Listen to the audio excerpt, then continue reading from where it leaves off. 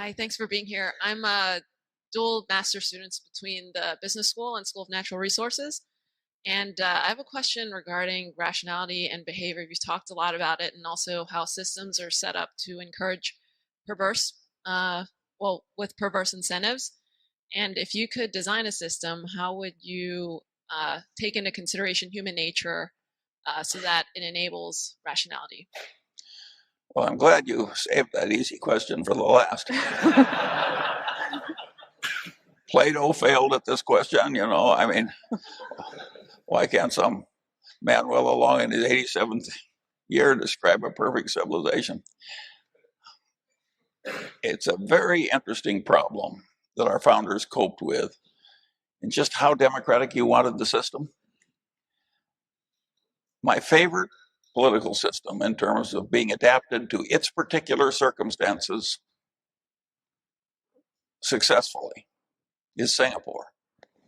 I think Singapore is the single most successful governmental system that exists in the world. They've taken a small swamp from no to a very creditable place. They're doing the Lord's work in a number of very important ways.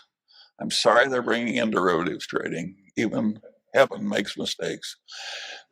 But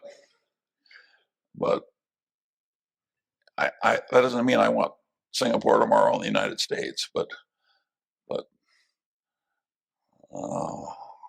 I think Singapore's habit of stepping hard on things that will grow like cancer is the correct way to govern. And in America, we tend to wait till they're unfixable and then we want to fix them. How well are you going to? If you won't attack a problem while it's solvable and wait till it's unfixable, you can argue that you're so damn foolish that you deserve the problem. And we have a system that is pretty irresponsible in many ways. And I think our central cities get to be the hardest ones to govern on average. And I think that's very awkward. And finally, they reach a tipping point where you get this, the better people leave. And then I don't think you can solve the problem in any normal way, certainly not for a civilization as large as previously existed there. Or if you solve it, it's 100 years in the future or 50 years in the future or something. But no, I don't think it's a pure democracy with I think our system has worked. Well, I could tell this story on myself. I come to the University of Michigan. I take political science. I'm an unusual kid. I don't mean I'm unusual looking or unusual dressing or something, but I unusually think often that I know better than the professor. This is not a social winner. And I take political science from a leftist but lovable political science professor. And everybody teaches the more people that vote, the better the systems will work. And having a contrarian streak, I'm not so damn sure that civilization doesn't work better when a lot of people don't vote. And so I write a paper. It couldn't have been more politically correct. I got an A.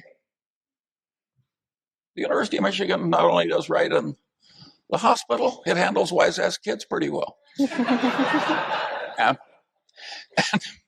so, anyway,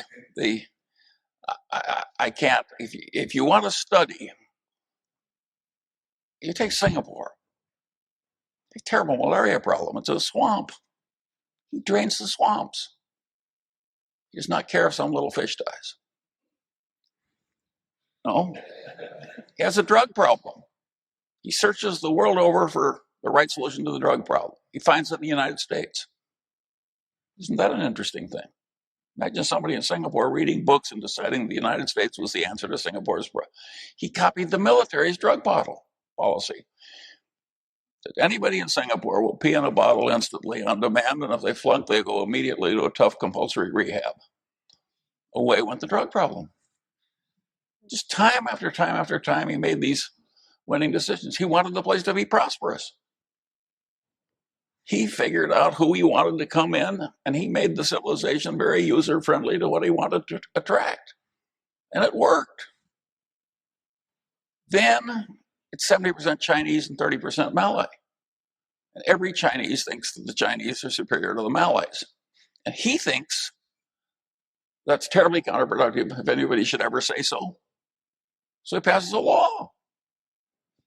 You can't say, if you're Chinese in Singapore, that you think there's any superiority in the Chinese. I think that's a very sensible law for Singapore to have. But of course, it has some infringement of free speech. But anyway, just time after time after time, he's done this thing. His approach to marriage was interesting. The average very successful man in the Asian culture marries an exceptionally good-looking woman who's somewhat dumber than he is. This is the system. Well, this guy was so smart that he was the second-ranked school student in his high school. And the student that was 1/10 of a percentage point higher was female. So he didn't follow the Asian rule of hiring the beautiful woman with the big boobs, who's a little dumber than you are.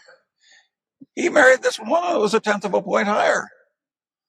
And who is now the Prime Minister of Singapore? Their son. I mean, this is a very unusually successful man. It's a very unusually successful history.